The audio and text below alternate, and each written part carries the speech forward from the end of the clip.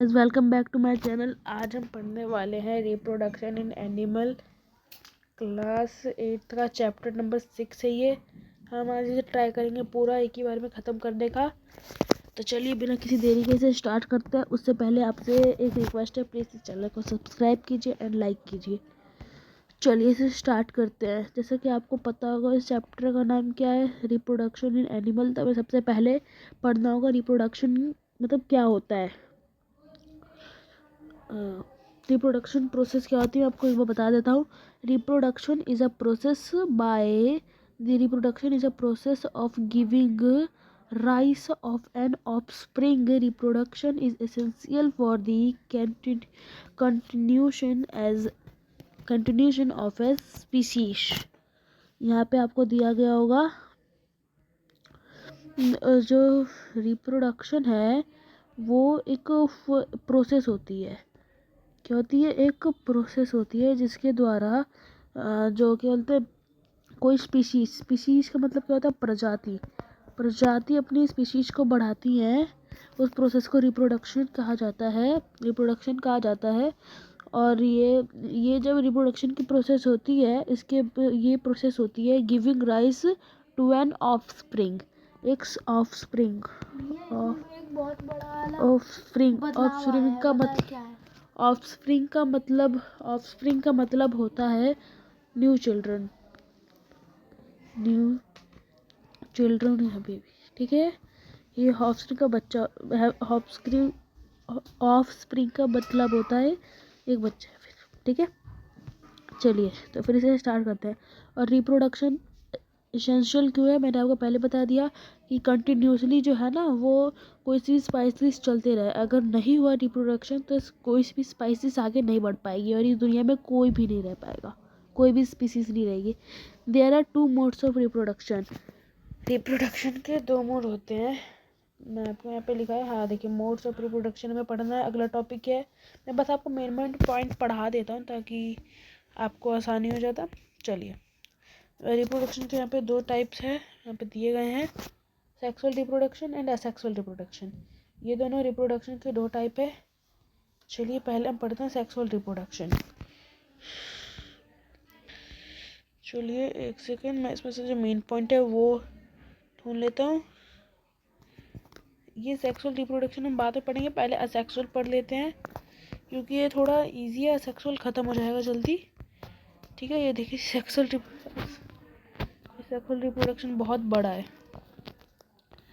हमने इसमें sexual reproduction के बारे में कुछ मतलब जानकारी नहीं दे रखी है शायद।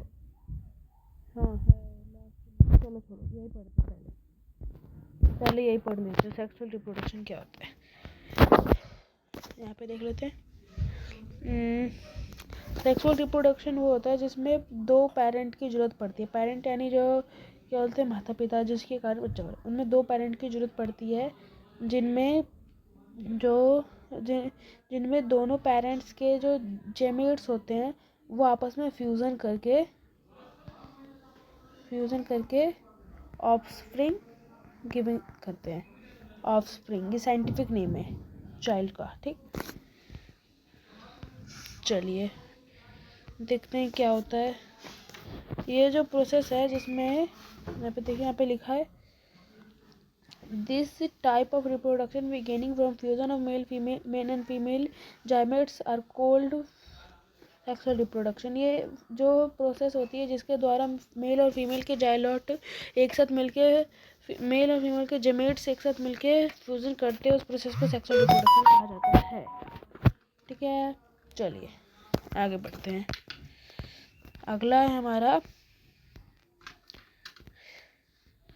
Mail reproductive organ. Mail reproductive organ क्या होता है, चलिए अब पढ़ लेते हैं इसके बारे में। Mail reproductive organ include a pair of testis singular testis, 2 sperm duct and a pens. These testes produce the male gametes called sperm. Millions of sperm are produced by the testes. Look at figure which show the picture of a sperm. चलिए पढ़ते हैं इसके बारे में। इसमें क्या बोला गया, इस फिगर से ही समझ लेते, अच्छे से समझ आएगा। ये है हमारा मेल रिप्रोडक्टिव सिस्टम। ये देखिए यहाँ पे लिखा होगा male reproductive organ in humans. Male, ठीक है। ये जो होता है ये इसे पीन्स कहा जाता है, पीन्स। और ये टेस्टिस होता है जिनके अंदर हमारा जो स्पर्म होता है वो स्टोर रहता है, और ये स्पर्म डक्ट है जिसके कारण स्पर्म यहाँ से यहाँ पे आता है, ठीक। चलिए मैं बताती, तो इसमें बताया क्या है कि मिलियंस ऑफ स्पर्म प्रोड्यूस होता है एक दिन में। क्या होता है स्पर्म टेस्टिस से मिलियन ऑफ स्पर्म्स। तो जो मेल जेमेट्स होता है उसे स्पर्म कहते हैं। जहाँ पे लिखा होगा फीमेल और मेल जेमेट्स का फ्यूज़न होने पे जो होता है फ्यूज़न, उस प्रोसेस को सेक्सुअल रिप्रोडक्शन कहता है। उसमें जो मेल है वो मेल जेमेट्स स्पर्म है, ठीक है। चलिए अगला इसमें बोला गया है कि स्पर्म होता क्या है। चलिए, sperm is a single cell with an usual cell compound. Sperm जो होता है वो सिंगल सेल में होता है, उसका सेल कुछ इस तरह दिखता है। ये रहा ह्यूमन स्पर्म, ठीक। इसका ये हेड होता है, ये मिडिल पीस होता है, और ये टेल होता है इसका, ये ठीक है। चलिए आगे चलने से पहले इसके बारे में कुछ और जानकारी होगी। तो अब हम पढ़ने जा रहे हैं फीमेल रिप्रोडक्टिव ऑर्गन। चलिए स्टार्ट करते हैं बिना किसी देरी के से। The female reproductive organ are the pair of ovaries, oviduct, fallopian tubes, and uterus. The ovary produces female gametes called ova, eggs. In human beings, a single matured egg is released into oviduct by one ovaries every month. Uterus is the part where the development of the baby taken place, like sperm, and the egg is also called a single cell. चलिए अब इसका मतलब समझ लेते हैं। Female reproductive organ क्या होता है? वो पेयर्स ऑफ ओवरीज होता है, ओवरीज या ओविडक्ट दोनों सेम ही है, या फिलोपियन ट्यूब्स। और इसमें एक यूटेरस होता है जो कि ओवरी प्रोड्यूस करता है फीमेल जेमेट्स मतलब जैसे मेल जेमेट्स स्पर्म था, इधर ये ओवा एक्स, ओवा या ओवम या ओवा या एक्स, ठीक है।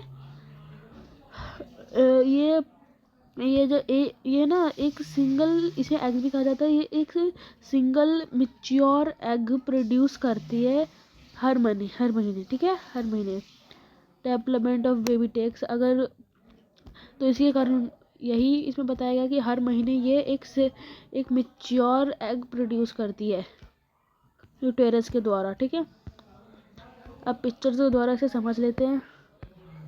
ये है ओवरी, ये ओविडक्ट, यहाँ पे देख सकते हो ओवरीज, ओविडक्ट, यह ओवरीज और यह ओविडक्ट, या फिर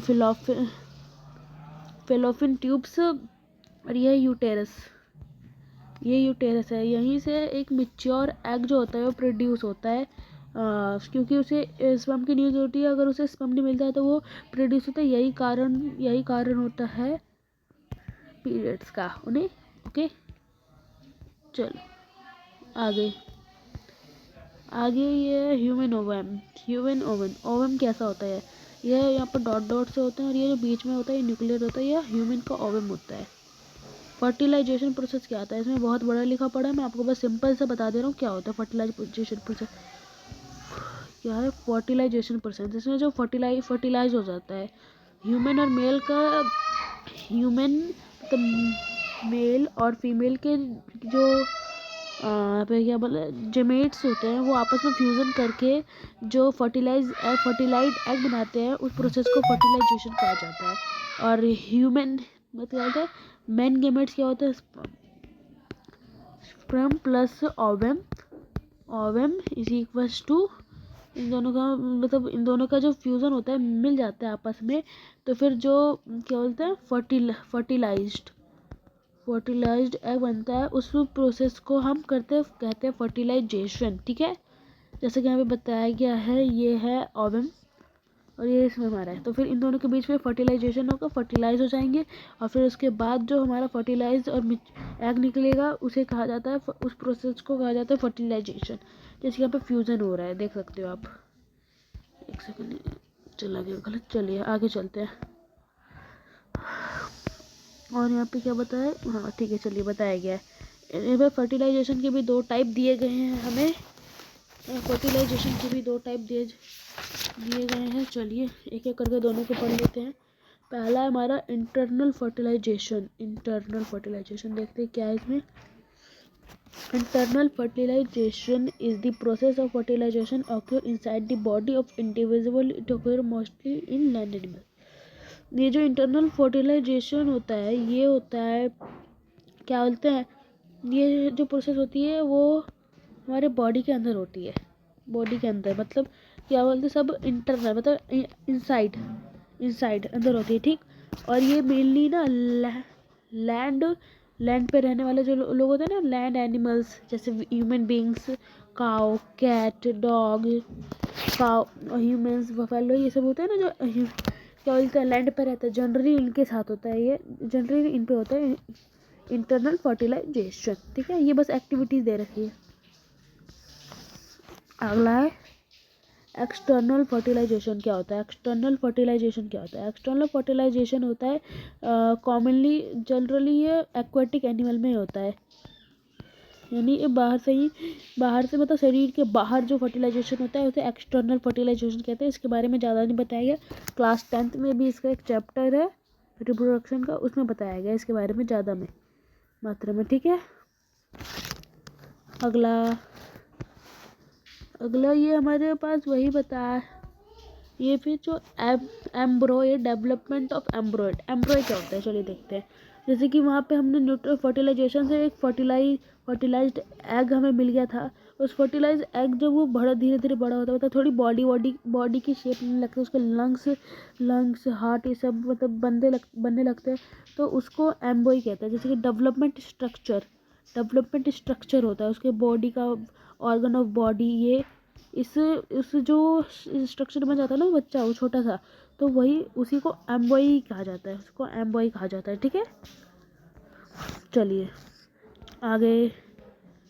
और ये फ्यूटस होता है जब वो बच्चा पूरा बन के तैयार हो जाता है, जब हम उसे मतलब उसे पता कर सकते हैं कि ये क्या बोलते हैं, बच्चा इसके सारी बॉडी पार्ट्स को छू के पता कर सकते हैं कि ये इसका हाथ है, ये इसका पैर है, इसके नाक है, इसके कान है, उसे कहा जाता है फोटस, ठीक है। चलिए आगे अगला क्या है, अगला टॉपिक देख लेते हैं क्या है, इसे भी कुछ समझने की कोशिश करते हैं। Vaporize and oviparize. We have learnt that some animals give birth young ones, which same animals lay egg which later develop into young. When animal give birth to young ones called vaporize animal, those which lay eggs are called oviparize. ये simple सा है, इसमें ज़्यादा मतलब इसका नाम बड़ा है, बस बहुत कम छोटा काम है। वेपराइज जो होता है, जो मतलब एक बेबी, रियल बेबी मतलब बच्चा बॉर्न करता है, उसे वेपराइज कहा जाता है, वेपराइज एनिमल। और वेपराइज एनिमल होता है जो एग प्रोड्यूस करता है, जैसे चिकन, डक और जो बर्ड्स होती हैं वो सब, ठीक, और सारी बर्ड्स। ये यंग्स वंस टू एडल्ट्स। चलिए इसमें बस ये बताएगा कि बच्चा आज ये किसका है, ये ओहो ये फ्रॉग वाला है, फ्रॉग का है। Frog life cycle of frog. जो अडल्ट हाँ मैं आपको बता देता हूँ। जो फीमेल फ्रॉग होती है, फीमेल फ्रॉग वो ना एग गिव एक जगह रख देती है, उसके बाद जो मेल फ्रॉग होता है उसमें क्या बोलते हैं अपना स्पर्म इंक्लूड करता है, तो उसके बाद वो एक अर्लियर टेडपोल बन के फिर लेट टेडपोल बन के फिर एक अडल्ट फ्रॉग बन जाता है, वो भी एक फ्रॉग बॉर्न होता है। ये प्रोसेस है लाइफ साइकिल ऑफ फ्रॉग। ये क्या एक यहाँ पे हाईलाइट किया गया है वर्ड, इसको एक बार जान लेते क्या है ये। The transformation of larva into adult through digestive changes called क्या है नहीं मेटामोरोमेटोमिफिस। यानी जो प्रोसेस होता है जब ये लार्वा ये सब ये तीनों ऑब्जेक्ट में मिलके एक अडल्ट फ्रॉग बना देते हैं, उसे ही क्या नाम था इसका, मेटामोरोपिस कहा जाता है, मेट्रोफिस कहा जाता है। अच्छा अगला असेक्सुअल रिप्रोडक्शन। ये मैं आपको सिंपल बता देता हूँ बिना पढ़े ही। असेक्सुअल रिप्रोडक्शन होता है जिसके अंदर एक पेरेंट बस इंक्लूडेड होता है, एक पेरेंट के कारण अगर कोई बेबी हो जाता है तो उसे असेक्सुअल रिप्रोडक्शन कहा जाता है, बस इसमें ज़्यादा कुछ नहीं है, बस एक पेरेंट इन्वॉल्वड रहता है इसमें। हाँ, रिक्वायरमेंट पॉइंट, सेक्सुअल रिप्रोडक्शन जो होता है उसके अंदर मैं आपको बता दे रहा हूँ। हाँ, उसके अंदर ना सेक्सुअल रिप्रोडक्शन में ना पेरेंट की कोई इन्फॉर्मेशन नहीं रहती बेबी के अंदर। जैसे आपने देखा होगा कि कभी कभी जो आपके आइज़ के कलर्स होते हैं वो आपकी मम्मी के कलर से मैच करता है, आपके बाल पापा के कलर से मैच करते हैं, यही कुछ निशानियाँ होती है मम्मी पेरेंट्स की। तो वो सेक्सुअल रिप्रोडक्शन में नहीं होता, और वही सेक्सुअल रिप्रोडक्शन में ये होता है। ठीक है, अगला आगे देख लेते हैं। यहाँ पे कुछ एग्जाम्पल दिए गए हैं सेक्सुअल रिप्रोडक्शन के, अमीबा के अंदर, और बुडिंग होगा शायद। और देख लेते हैं आगे है क्या हमारे पास। हाँ, ये getting permanent slides of hydra observing using the lens of microscopic look out the animals. मैं आपको बता देती हूँ इसका क्या मतलब है। ये एक हाइड्रा होती है, मदर हाइड्रा। ये मदर हाइड्रा हमारी, ये अपने न्यूट्रिशन से यहाँ पर ये सेल स्टार्ट करते हैं। ये इसका फर्स्ट स्टेज होता है, ये सेकंड स्टेज होता है जहाँ पे थोड़ा ग्रो होता है, और ये थर्ड स्टेज होता है जिसमें ये ग्रो हो जाता है, और फोर्थ स्टेज में ये इससे अलग हो जाता है, इसके डॉटर, और फिर वो एक फिर से इंडिपेंडेंट ऑर्गेनिज्म बन जाता है। ठीक है, अगला टॉपिक है हमारा बुडिंग। किसमें बुडिंग? बुडिंग इन अमीबा। ये एक असेक्सुअल रिप्रोडक्शन का टाइप होता है। हाइड्रा का शायद sense new individual develop from birds hydra type of asexual reproduction. जो न्यू ऑर्गेनिज्म होते हैं उन्हें, वही न्यू इंडिविजुअल जो बनते हैं उन्हें कहा जाता है, उस प्रोसेस को कहा जाता है वुडिंग करने वाले प्रोसेस। तब नए ऑर्गेनिज्म बनते हैं, उस प्रोसेस को वुडिंग कहा जाता है। जैसे देखिए ये एक ऑर्गेनिज्म है, ये क्या है? हाँ, ये अमीबा अपने आप को धीरे धीरे आपस में डिवाइडेड करता रहा। जैसे कि यहाँ पे डिवाइडिंग न्यूक्लियस अपने न्यूक्लियस को डिवाइड करता है, फिर ये एक लाइन रहती है। जब ये एक लाइन टूट जाती है तो ये डॉटन अमीबा बन जाती है, और ये दोनों फिर एक इंडिपेंडेंट ऑर्गेनिज्म बन जाते हैं। ठीक है, अगला हमारे चैप्टर में ये बाइनरी फ्यूजन भी दिया गया है, इसे भी हम थोड़ा सा पढ़ लेते हैं। क्या बताया गया इसके बारे में हमें? यही बाइनरी फ्यूजन यही होता है। ये अमीबा का मतलब उसके डॉटर होता है, उसी को बाइनरी फ्यूजन कहा जाता है। इसी प्रोसेस को जो मैंने आपको समझाया, ये वाला प्रोसेस इसी को बाइनरी फ्यूजन कहा जाता है। ठीक, ज़्यादा कॉम्प्लिकेटेड नहीं करना है इस चैप्टर को हमें, क्योंकि आगे इस चैप्टर में और कुछ तो है नहीं। आगे इस चैप्टर में और कुछ नहीं है ज़्यादा। इसमें ये क्या हमें कुछ दिया गया, story of Dolly the clone. देखते हैं क्या है इसमें। फाइन डस्ट ऑफ शीप्स, इसमें शीप्स की कैटेगरी दी गई है। ये जैसे कि जानवरों की भी नस्लें होती है ना, उसी के बारे में बताया गया। ये बस आप एक बार पढ़ लीजिएगा। अगर आपको इसके लिए भी वीडियो चाहिए तो कमेंट में बताइएगा, आप बस लिख दीजिएगा चैप्टर नंबर क्या है इसका, एक बार चैप्टर नंबर देख लेते हैं। चैप्टर नंबर 6 क्लास 8 साइंस, और उसके आगे शीप लिख दीजिएगा, बस मेरे को समझ में आ जाएगा। मैं आपके लिए उसके लिए भी एक अलग से वीडियो बना दूंगा। Thank you for watching this video.